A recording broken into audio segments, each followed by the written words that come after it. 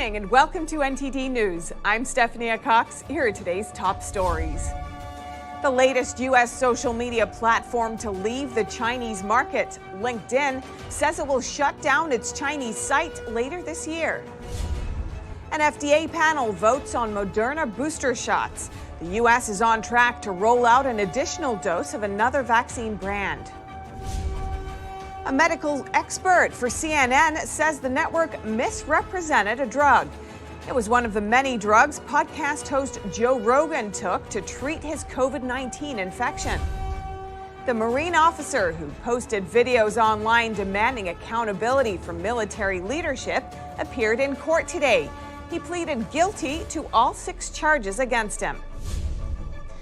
And at least 46 people were killed in an extremely fierce blaze in a 13-story building in Taiwan. It's the island's deadliest fire in years.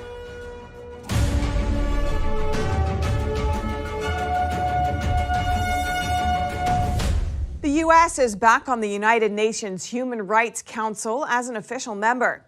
That's the UN body that former President Trump quit in 2018 for protecting human rights abusers.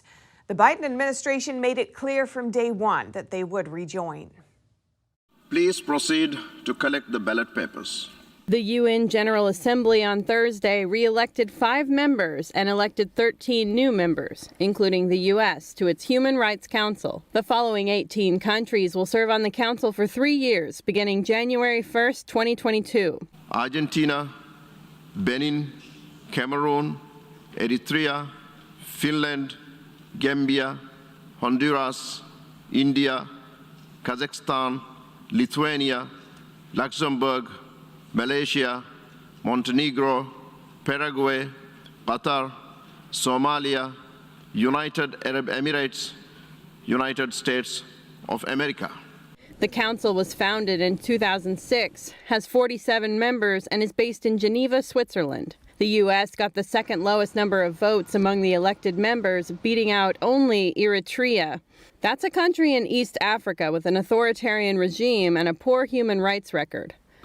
Number of votes obtained by each member state: Finland 180, Luxembourg 180, United States of America 168, Canada 1, Israel 1, Italy 1. The Human Rights Council has been under scrutiny in recent years for having members with poor human rights records. That's one of the reasons the Trump administration pulled the U.S. out in 2018. Current members of the council include Communist China, Cuba, Venezuela, Russia, Libya, and Pakistan. Here's what then U.S. Ambassador to the United Nations, Nikki Haley, said at the time. In doing so, I want to make it crystal clear that this step is not a retreat from human rights commitments. On the contrary, we take this step because our commitment does not allow us to remain a part of a hypocritical and self-serving organization that makes a mockery of human rights. In a statement following the election to the Human Rights Council, Secretary of State Antony Blinken thanked the UN member states for allowing the U.S. to rejoin. He says the council plays a meaningful role in protecting human rights and fundamental freedoms by documenting atrocities in order to hold wrongdoers accountable. Blinken promises to work hard to ensure the council upholds its highest aspirations. But he also notes the council suffers from serious flaws, including disproportionate attention on Israel and the membership of several states with egregious human rights records. Social networking platform LinkedIn is going offline in China. The company says that's because it's under growing pressure from Beijing's censorship rules, so it'll release a new app there instead. That app won't allow individual users to share content. NTD's Allison Lee brings us more. Microsoft's LinkedIn announced Thursday that they are going to shut down the Chinese version of their platform later this year. They say they're facing a significantly more challenging operating environment and greater compliance requirements in China. LinkedIn launched a localized version for China in 2014, and it is the last major U.S. social media platform openly accessible in China. The company acknowledges that when they launched the Chinese app, they agreed to adhere to the Chinese regime's internet requirements. Beijing requires all internet companies operating in China to hand over user data and censor on demand. LinkedIn explains their decision back then. While we strongly support freedom of expression, we took this approach in order to create value for our members in China and around the world. After the Chinese version is shut down, the company will launch a new standalone app called InJobs in China later this year. InJobs will not include a social feed or the ability to share posts or articles. LinkedIn explains their goal moving forward is to work with Chinese businesses to help them create economic opportunity and deliver more prosperity in the world. Back in March, Chinese internet regulators told LinkedIn to censor what the regime called political content. And just last month, the company blocked the profiles of several U.S. journalists in China for posting prohibited content. China is currently LinkedIn's third largest market globally after the U.S. and India. Allison Lee, NTD News. Lieutenant Colonel Stuart Scheller has pleaded guilty to all charges. The Marine Corps officer was locked up for criticizing military leadership after 13 troops were killed during the withdrawal from Afghanistan. NTD's Jason Perry has the details. Marine Corps Lieutenant Colonel Stuart Scheller appeared in court at Camp Lejeune in North Carolina and pleaded guilty to all 6 charges, including disrespect toward superior commissioned officers and contempt toward officials. Scheller was relieved of his command and put in military prison after he posted videos demanding accountability from military leadership. During the trial, the judge asked Scheller why he posted the first video. Scheller responded, saying the defense secretary made decisions that led to the failure in the withdrawal from Afghanistan. The Hill reported that Scheller's attorney is trying to reach an agreement to get Scheller an honorable discharge or a discharge with honorable conditions. Scheller, who served in the Marine Corps since 2005, could lose pay and other military benefits if he receives a dishonorable discharge. Scheller's attorney says the sentencing hearing is scheduled for Friday morning. Jason Perry, NTD News. Booster shots are already available to many Americans, and Pfizer has been given a head start in the rollout. But another brand may be on the way. The FDA panel voted on Moderna boosters today. Here's the vote. Dr. Chatterjee voted yes. Dr. Rubin voted yes. So we do have a unanimous 19 out of 19 yes votes, and that concludes the voting portion. The panel voted to recommend booster shots of Moderna's COVID-19 vaccine, but not for everyone. This recommendation is only for people aged 65 and older, and also any adult at high risk of severe illness. But this isn't a final decision. The FDA still has to consider the panel's recommendation. And if the agency clears the vaccines, the CDC will make specific guidelines. The panel will consider the Johnson & Johnson vaccine booster tomorrow. You've probably heard of GoFundMe. Just set up your fundraiser, and if your cause is compelling enough, watch those donations pour in. But the company's taken down the fund of a high-profile nurse, a nurse who's challenging vaccine mandates in federal court. The company's reason? NTD's Miguel Moreno has the details.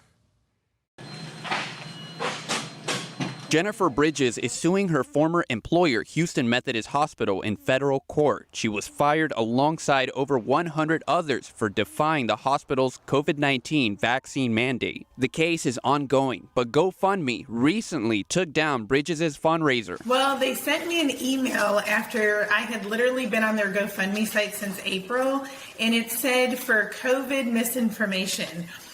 Which I think is kind of funny because I don't see how suing my employer for firing me due to a mandate is any kind of misinformation.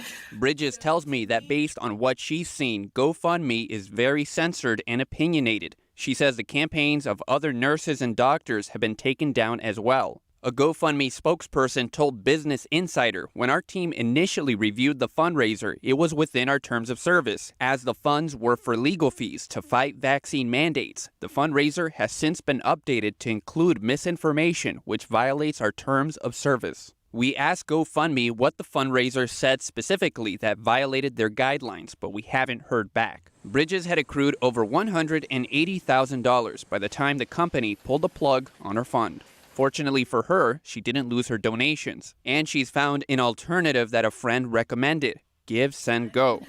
He was raising money to help with his son's funeral, and his son actually died after getting the COVID shot, the Pfizer shot, basically. And once they saw that, GoFundMe shut him down, and we were devastated by that. So he went to Give, Send, Go, and then he told me how great they were. So I signed up with them, and I was amazed. After only being on them for 1 week, I literally had a woman from their company call me because they're very Christian-based, and she wanted to pray with me because of what she saw we were going through, of what I posted. Give, Send, Go co-founder Jacob Wells tells me he's not surprised about what happened to Bridges. He says GoFundMe has become more left-wing politically over the past few years. Now, why do people choose Give, Send, Go? What are users telling you? Well, our users are telling us that our platform is way better. I mean, that's one thing. We do offer things, the intangibles, like calling customers and being willing to invest into what they're doing by talking with them and praying with them. You're not going to find that on any other social media tech company platform. Wilson says they stand for freedom and their mission is to spread the hope of Jesus Christ through crowdfunding. But like GoFundMe, Give, Send, Go has its terms. For example, Wells told me they won't host fundraisers whose purposes are to harm someone, so hosting a pro-abortion fundraiser is out of the question. Bridges told me her case is pending. She appealed a federal judge's ruling in June. Miguel Moreno, NTD News. Podcast host Joe Rogan accused CNN of outright lying. That's after the network said he took a horse dewormer to treat his COVID infection. But CNN's own medical doctor said they should not have called it that. The drug in question is known as ivermectin. Here's NTD's Kevin Hogan with more on that and a CNN anchor's rebuttal. A medical doctor for CNN, Sanjay Gupta, appeared on the Joe Rogan Experience. Rogan pressed him on CNN's characterization of a drug that Rogan used to treat his COVID infection. Rogan telling his 13 million Instagram followers that he was treated with several drugs, and he included ivermectin on the list, a drug used for livestock. The FDA and the CDC warn against using to treat COVID. Ivermectin has two different forms, according to WebMD, one for humans and the other for animals. Gupta admitted that the network should not have called the medicine Rogan took a horse dewormer. Does it bother you that the news network you work for out and out lied, just outright lied about me taking horse dewormer? They shouldn't have said that. Why did they do that? I don't know. Rogan said he used ivermectin that was prescribed to him by a doctor, along with monoclonal antibodies, which Gupta says were what likely helped him recover. CNN did not immediately respond to NTD's request for comment, but one of their news anchors, Don Lemon, defended the company's reporting. Ivermectin is a drug that is commonly used as a horse dewormer. So it is not a lie to say that the drug is used as a horse dewormer. I think that's important, and it is not approved for COVID. According to the FDA, animal ivermectin products are very different from those approved for humans, and that the drug is approved for human treatment of infections from parasites and as a treatment for head lice, but it is not approved to treat COVID. The FDA also says it can sometimes be highly dangerous to treat COVID with drugs that aren't approved. But an increasing number of doctors around the world believe in the efficacy of ivermectin against COVID-19. Rogan said he contracted COVID on September 1st, and he said he recovered from the disease 1 week later. Kevin Hogan, NTD News. A 20-year-old wildland firefighter for the U.S. Forest Service is one of many federal employees who are facing termination if they don't get vaccinated. NTD had an exclusive interview with the firefighter who says this is more than a vaccine. Jody Baxter has been a wildland firefighter for the United States Forest Service for over 20 years. I've been on engine crews, helicopter crews, hot shot type 1 hand crews, and spent 12 years as a U.S. Forest Service smoke jumper.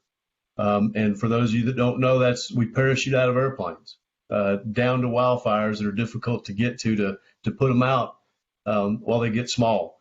Now he is an assistant fire management officer with the U.S. Forest Service in North Carolina. But since President Biden ordered the vaccine mandate for all federal employees under the executive branch, Baxter and many other federal employees are facing dire consequences if they don't get the vaccine. We've been told that if we don't get the vaccine, we will face disciplinary action up to and including termination from our position. He said there could be a possibility for a religious exemption, but things are constantly changing. The process that we've always used for religious accommodations and medical accommodations, that's been the system that we've used for years now. We're told that that's not going to be the same system and criteria that we use. However, there's no information on what the new criteria will be. We're just told that guidance is forthcoming. Baxter and others have decided to take a stand for their freedom. I'm part of a small group. It's went from about 2 people to almost 130 in the last couple of weeks. Mainly U.S. Forest Service firefighters, but also other federal agencies. We've linked up with other small groups. So we're starting to come together, and we're starting to realize that there's more and more of us out there that think this is wrong, think this is unconstitutional, and are going to take a stand and say, we're not doing it. We're not going to submit. We're not going to obey. We're going to make our own decisions about our health. Baxter said his group has now merged with a larger group called Federal Employees for Freedom.org. He says this organization has laid the groundwork for legal challenges in the foreseeable future because they believe the vaccine mandates are unconstitutional. Baxter says federal employees who want to take a stand against the vaccine mandates can get support there, and anyone who wants to support the cause can visit the website. My wife, my children, my family, they stand behind me because they know that this is more than just about a vaccine. This is about standing up for what's right, standing up for America and the freedoms and the values that we grew up with. Baxter is willing to put his job on the line for what he believes is the right thing to do. Jason Perry, NTD News. Another blow to supply chains. Thousands of workers are going on strike at John Deere, a farm equipment brand. Their union failed to reach a deal for more pay and benefits. NTD's Phil Zoe has the story. Around 10,000 workers at the world's largest farm equipment maker, John Deere, are going on strike, impacting 14 facilities across the U.S. That's after 90% of union workers over at United Auto Workers, or UAW, rejected a contract on wages and benefits that was agreed to earlier this month. Essentially what's happening is because we have a 5% or higher inflation rate, workers say, look, we need to get a raise that exceeds the inflation rate. John Deere told NTD News it's committed to reaching an agreement with the UAW and making them the highest paid employees in the farming and construction industries. John Deere also said under the tentative agreement, a typical employee's wages would increase to $72,000 a year. That would be a $12,000 increase. The union says it's committed to bargaining until our members' goals are achieved. NTD News reached out to the UAW but did not hear back. But Professor Bustler says if this keeps going on, it will lead the economy to a downward spiral. If they get it, then businesses' labor costs go up by 7%. They have to raise their prices by 7% to compensate for that. That leads to even higher inflation. Then labor comes back next year and says, look, inflation's 7%. I need an 8-9% raise. Professor Bustler says one example is when inflation hit 13% in 1981. The Federal Reserve had to take action, raising interest rates, which often lead to recessions. John Deere says it's activating the Customer Service Continuation Plan, which will bring workers into the factories daily so they can keep operations running and ensure customers, including suppliers and communities, are not impacted. Phil Zoe, NTD News. A fire in a high-rise building in Taiwan raged out of control for hours today. Taiwanese officials say the death toll has soared and dozens are injured. Here are the details.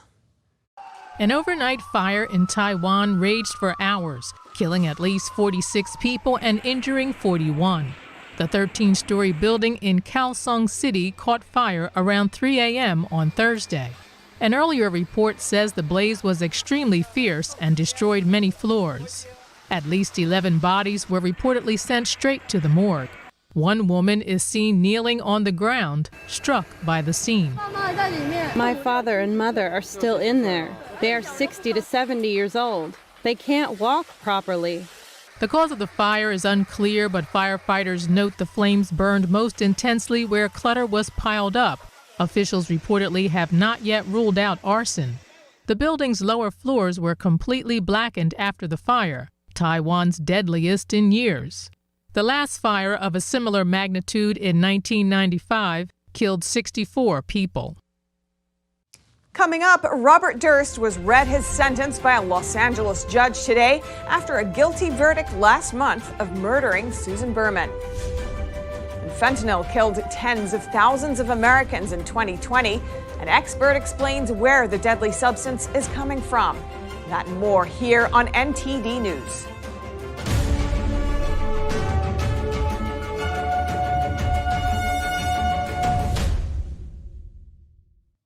Last month, real estate heir Robert Durst was found guilty of murdering his friend Susan Berman. Today, in a Los Angeles County courtroom, a judge sentenced him to life in prison without chance of parole. Robert Durst was convicted by a jury last month for murdering his best friend Susan Berman in 2000. Los Angeles County prosecutors alleged that he killed Berman because she helped provide a false alibi for Durst in 1982, and he feared she would reveal that to the authorities. A Los Angeles County jury found him guilty of shooting Berman, 55, in the back of the head in her Beverly Hills home. The jury also found him guilty of the special circumstance of lying in wait and killing a witness, which carries a mandatory life sentence without the possibility of parole. Durst is the grandson of the founder of the Durst organization, one of New York City's premier real estate companies. He long ago left the company, which has developed some of Manhattan's signature skyscrapers. Fentanyl can kill people unexpectedly, leaving devastated families behind. Now, a group of New Yorkers wants to make sure these deaths don't happen in nightclubs. NTD's Arian Pazdar has more from Brooklyn. Brooklyn is the borough with the second most overdose deaths in all of New York. And this right here is the only recovery center in the entire borough. Now, the people here say they want to save lives with this little spray here. This nasal spray is called Narcan. It's given to people who are unresponsive due to an opioid overdose. Once applied, it blocks and reverses the effects of the opioid on the user's system. And we're calling for fentanyl test strips and Narcan to be made available free at any bars, any clubs. Nationwide, almost 100,000 people died of an overdose in 2020. And according to Foster, 80% of those deaths are tied to fentanyl. Drug dealers lace their drugs with fentanyl because it's cheaper for them. But the substance can kill an adult in quantities as small as a grain of salt. So where is the fentanyl coming from? Most of it comes from China, through Mexico into the United States. Derek Malls, former chief of the New York Drug Enforcement Task Force, says the Chinese Communist Party is involved in fentanyl and other drugs coming into the U.S. The CCP controls the country, right? Their communication networks, their financial networks. All these chemical companies, 160,000 plus, that are all over China, producing all of these synthetic drugs, right? It's hard to imagine that the CCP wouldn't have at least knowledge and encouragement of these organizations to continue what they're doing. Speakers at Thursday's event in Brooklyn say fentanyl is becoming more and more of a problem, which is why they want the Narcan spray to be given out. Arian Pastar, NTD News, New York. As weather starts cooling down, San Francisco's Department of Public Health is warning people to take precautions against catching the flu and the coronavirus. The state is also planning to bring the virus vaccine to schools. California schools are moving to mandate vaccines for children aged 5 to 11. The state is awaiting FDA approval. Once the COVID jab is approved for children under 12 years of age, 100 schools across the state will host vaccine clinics, according to the San Francisco Chronicle.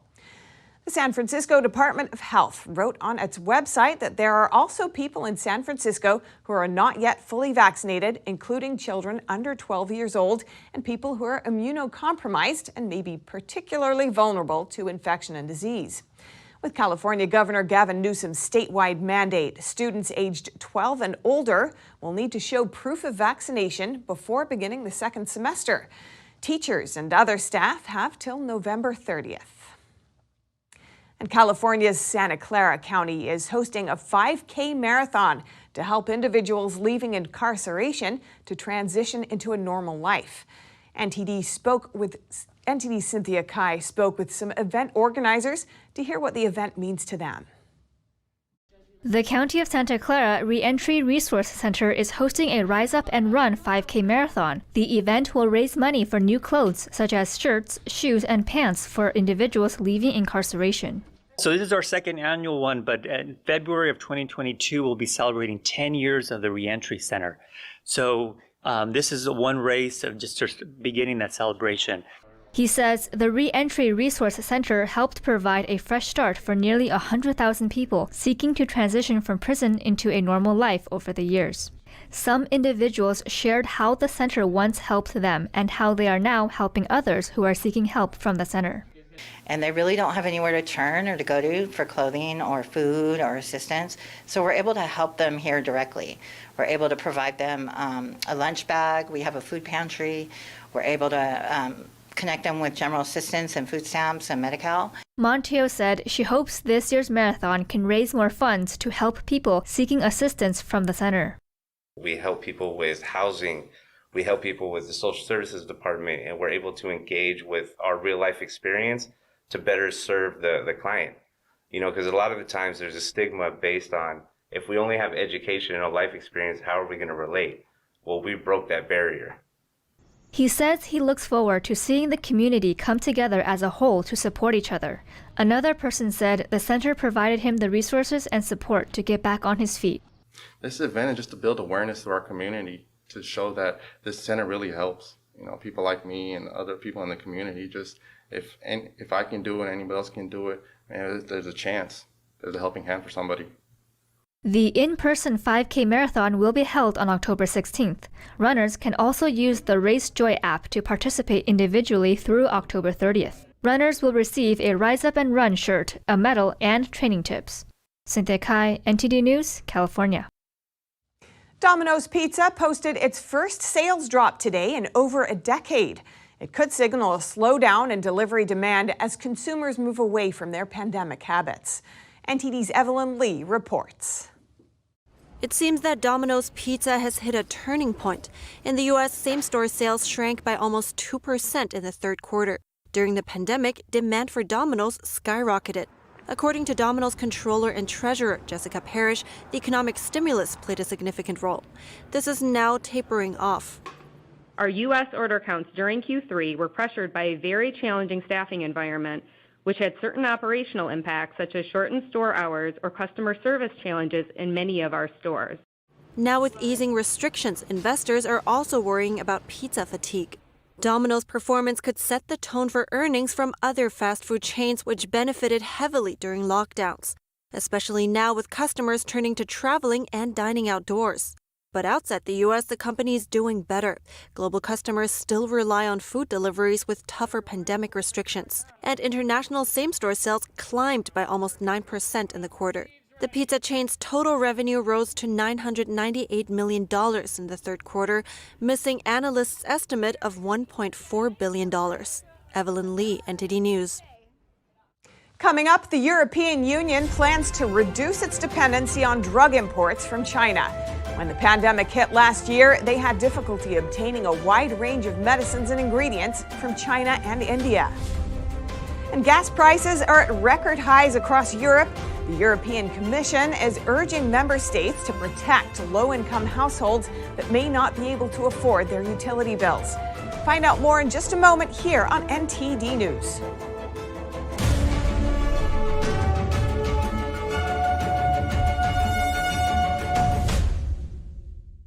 %90 of news outlets in the United States are controlled by 6 corporations. They're not out to tell you the truth of what's happening. They're out to tell you the picture of the world that they represent. The mission of the Epoch Times is to chase the truth, to ground all statements in facts, and prevent people from being misled. This is a battle between truth and deceit. Subscribe today and join the Americans who are seeking truth and tradition. We'd love to have you on board. We're becoming more and more urban. we lose our connection with nature.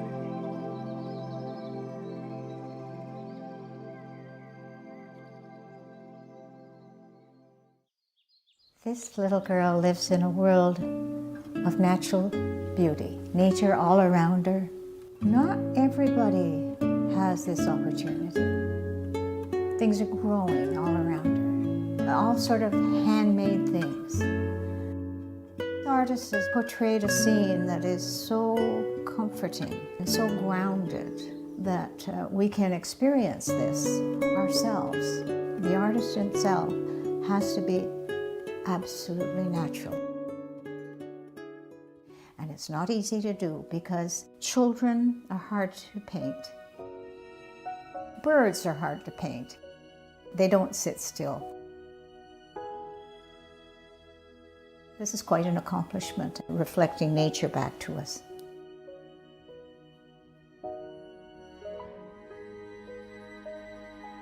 It's just a pure, natural painting.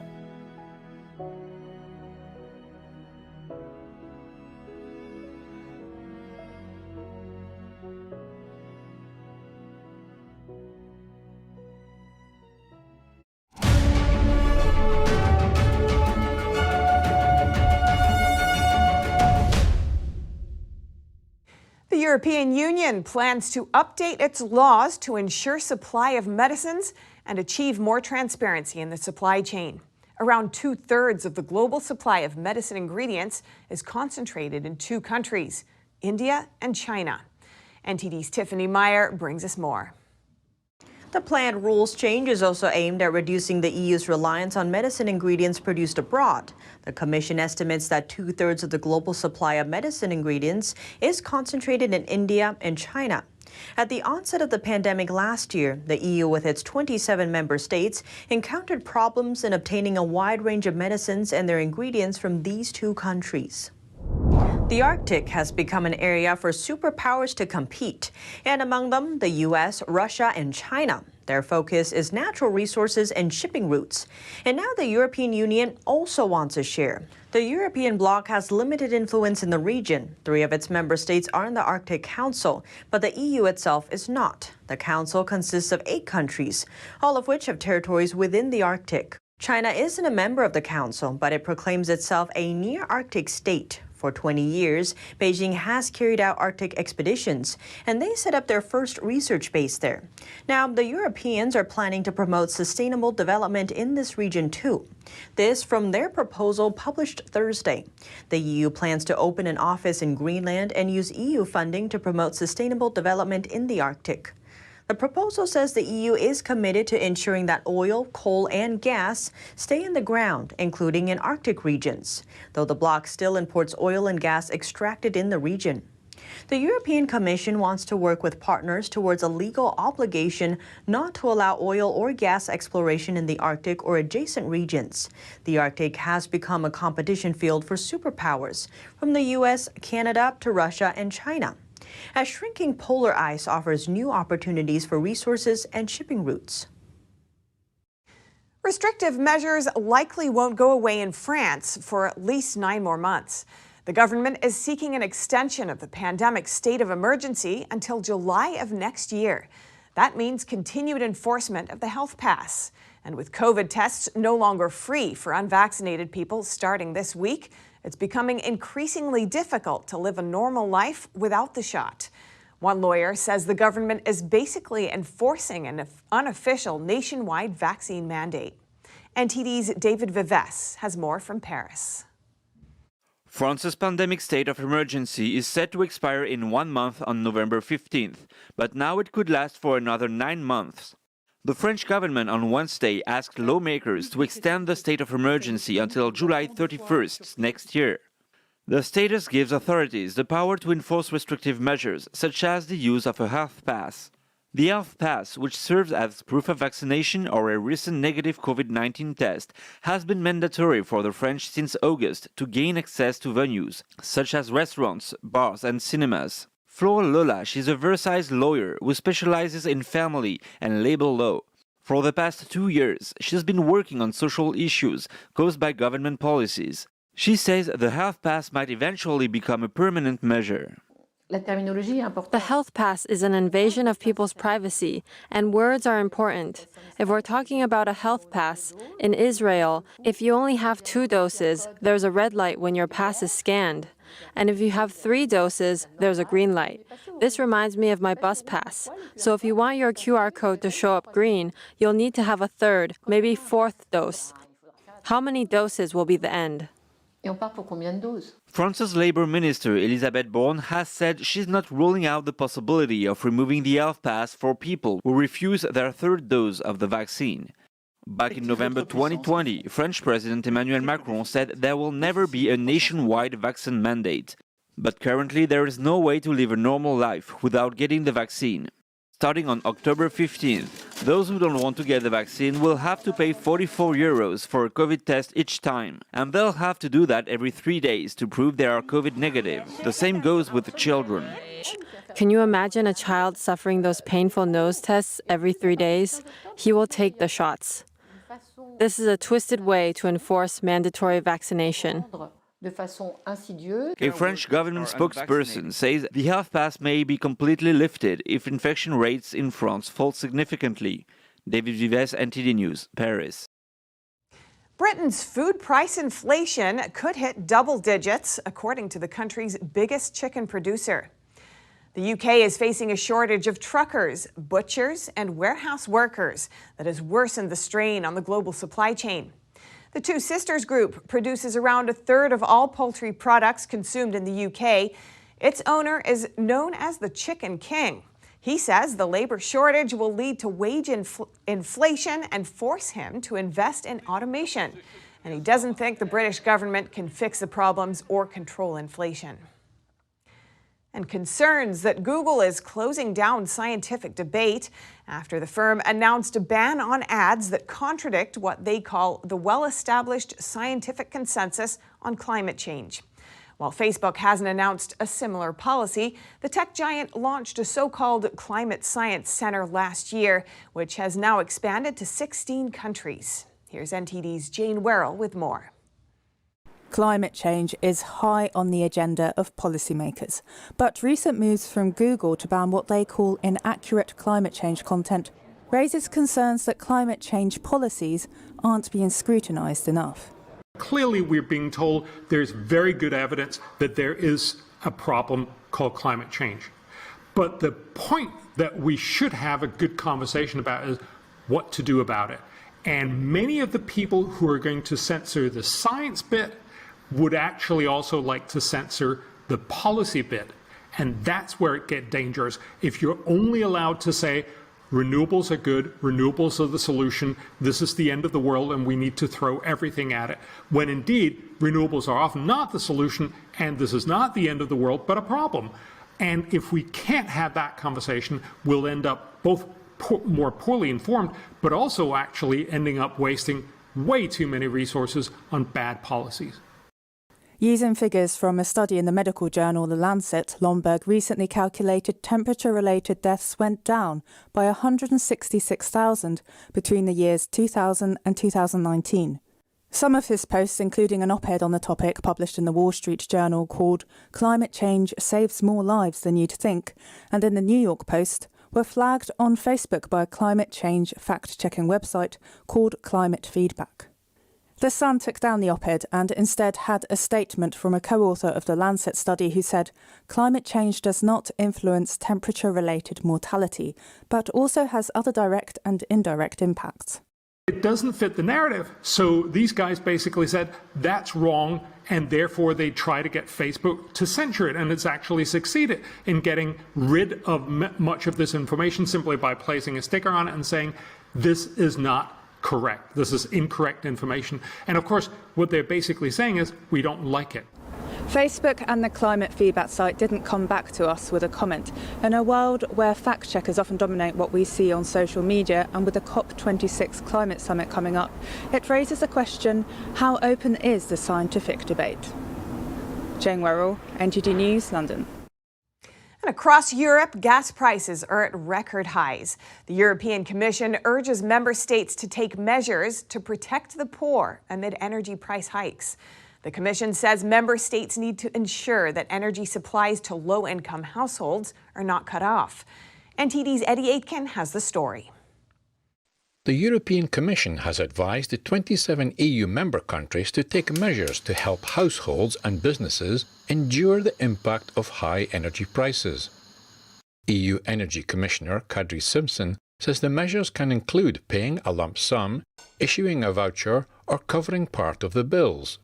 This may seem a tall order for member states still recovering from the devastation of the pandemic. However, ETS revenues have been steadily increasing, and we call on the member states to use that additional income to address the social impact of the energy price surge where needed. ETS is the EU's emissions trading system. In our assessment, member states received an additional €10.8 billion in the first 9 months of 2021 compared to the same period in 2020. There is no limit to how much of this can be used to protect vulnerable households. Simpson says member countries can also reduce households' energy tax rates or reduce VAT rates, as long as minimum rates are respected. And finally, to shield the people in the most difficult situation, member states can put in place measures to ensure no one is disconnected from the grid and that bill payments can be temporarily delayed.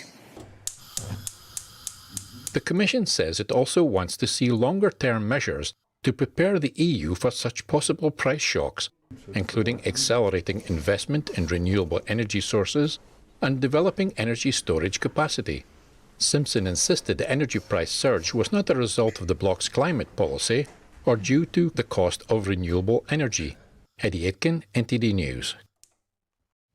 And now to Bulgaria. Coal miners and energy workers there protested on Wednesday to demand government guarantees for their jobs. This amid bids by the European Union to close mines and reduce carbon emissions. The miners say the EU's time frame for closing the coal industry is too short, and they argue it shouldn't come at the expense of the bloc's poorest and most carbon-dependent regions. NTD's Anna Rodriguez brings us this report. Hundreds of coal miners protest in Bulgaria's capital on Wednesday, demanding job protection from the government. The miners rally in response to European Union directives to close mines and reduce carbon emissions. They question the push for renewable energy that provides 15% of the country's power. Where is the green energy from solar panels?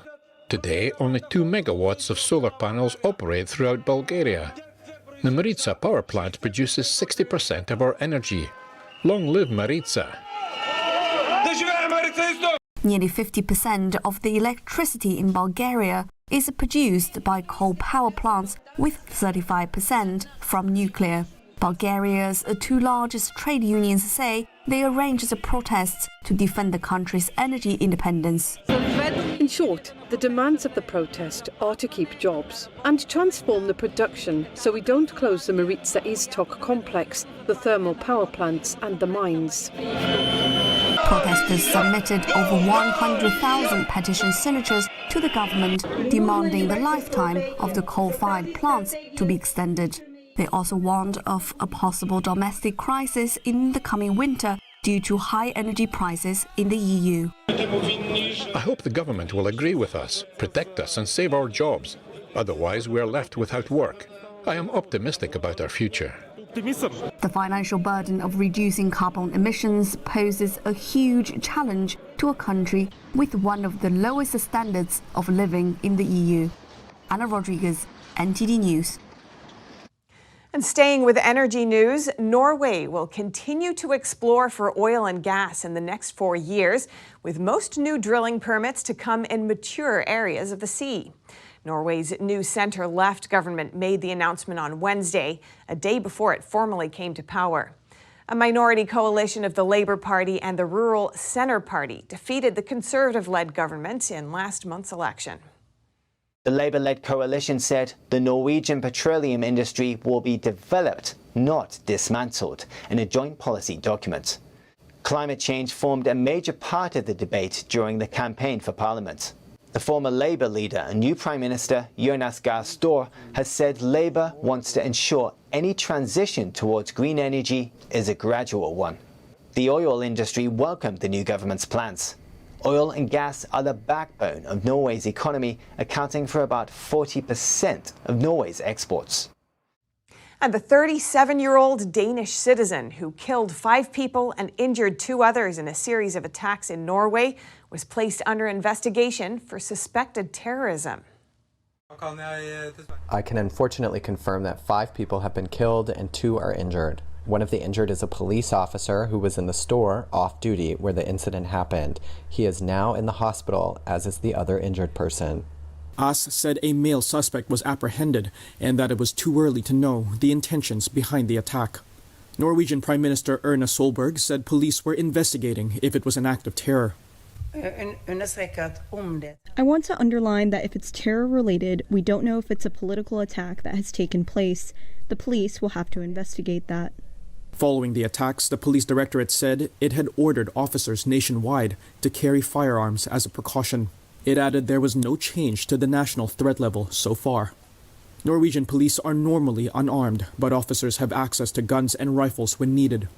Wednesday's attack was the worst in Norway since 2011, when a far-right extremist killed 77 people, mostly teens, at a youth camp. Just ahead, 3 blacksmith families in central Bosnia are preserving a centuries-long tradition. They forge iron the way medieval people did, using only the power of water and fire. And a sunfish bigger than a person was caught off the coast of Spain. Scientists estimate it weighs more than 4,000 pounds. More when we return with NTD News.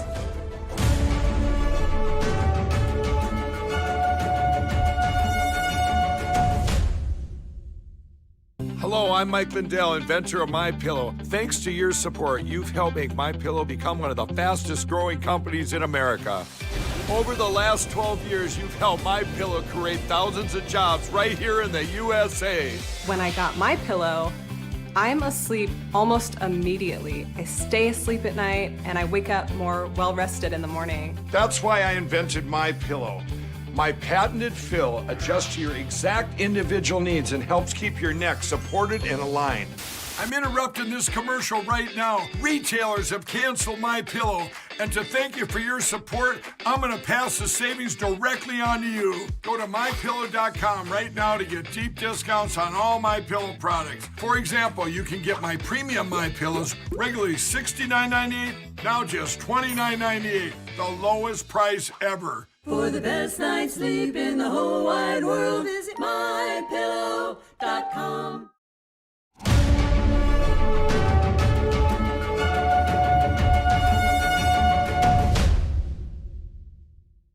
A Bosnian village in southeastern Europe is believed to be one of the last to preserve medieval iron-making skills. Its pre-industrial technique relies solely on the power of water and fire and has been passed down through local families for centuries. Let's take a look. First heated in a charcoal fire, then pounded by a large hammer. In this Bosnian village on the Balkan Peninsula, iron is still forged the same way as in the Middle Ages, using only the power of water and fire.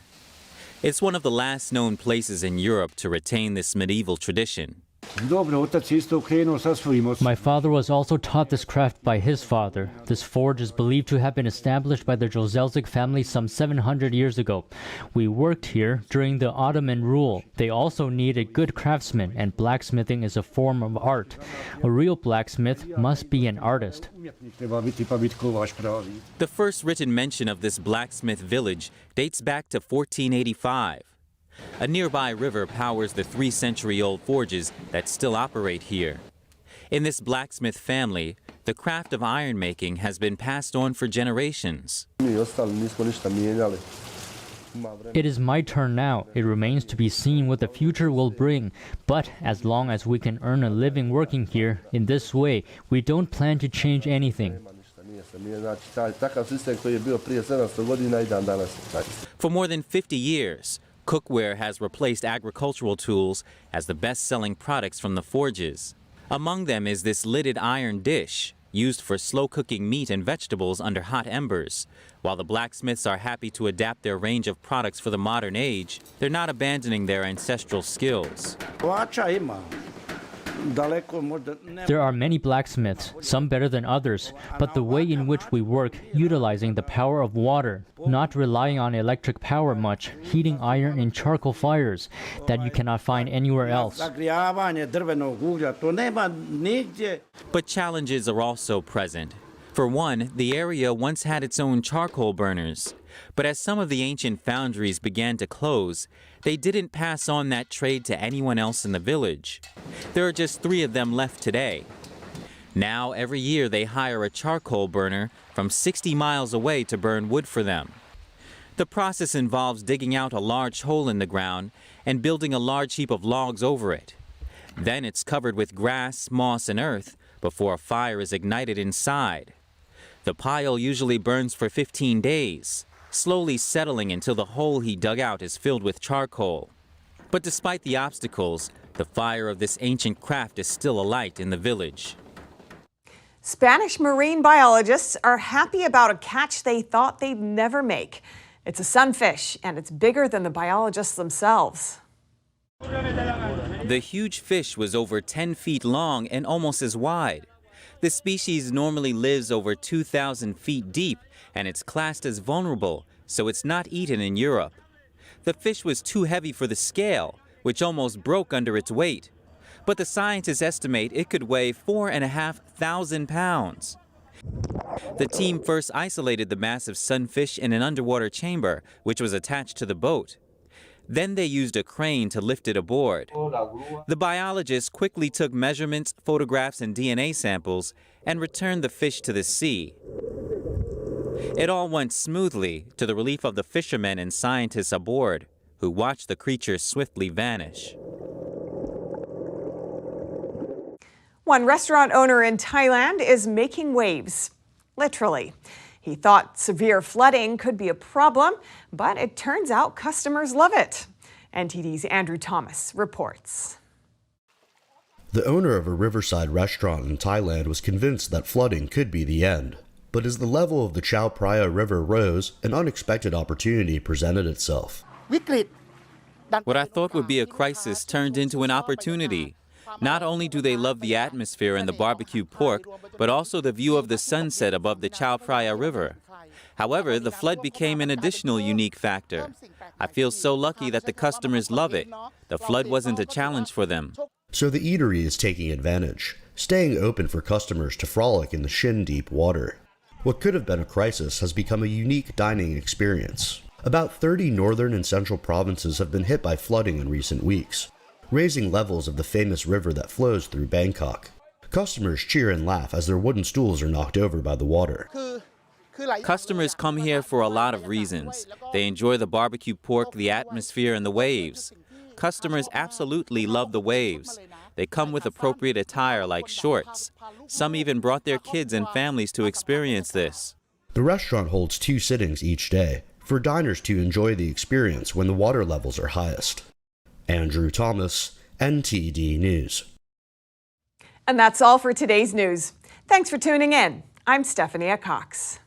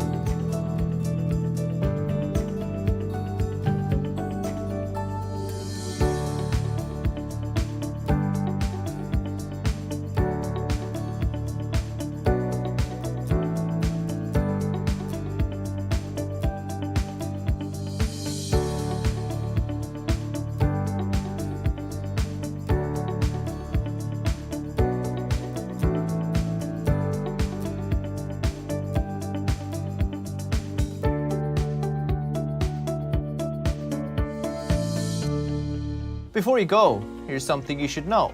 Don't forget you can catch all of NTD's programs on television. NTD Business premieres live Mondays through Fridays at 5 p.m. We broadcast to many of your favorite platforms, Apple TV and Roku, for example. We're also rapidly growing on cable, satellite, and over-the-air all across the United States. Just go to ntd.com/TV, type in your zip code, and find all the ways you can watch NTD.